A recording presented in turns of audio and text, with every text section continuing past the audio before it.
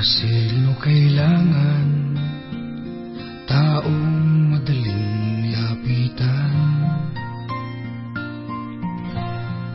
Si Ana Peralta, tapat at totoo, sa kanya lang naramdaman ang tunay na pagmamahal. Ika'y tutulungan kahit sino ka man. Si Ana lang ang dapat nating iboto. Siya ang magbibigay ng saya, pag-asa, pag-unlad sa San Marcelino. Ana Peralta, ang subok sa serbisyo, ang sagot sa pagbabago, tunay na talagang maasahan nyo.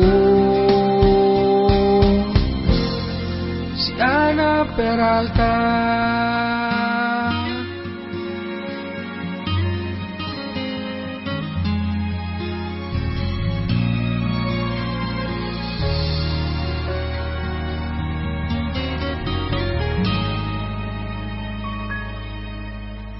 Galing sa puso kong maglingkod sa bawat tao,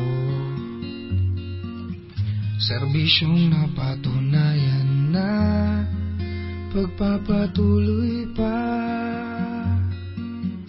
paggawa ng pangunahing kalsada, pagtulong sa minorya at magsasaka. Dito tayo sa tapat at totoong subok sa serbisyo. Ana Peralta ang mayor ko. Si Ana ang dapat na iboto para umunlad tayo. Ana, subok sa aksyon at sa serbisyo. San Marcelino lang problema kapag naging mayor siya.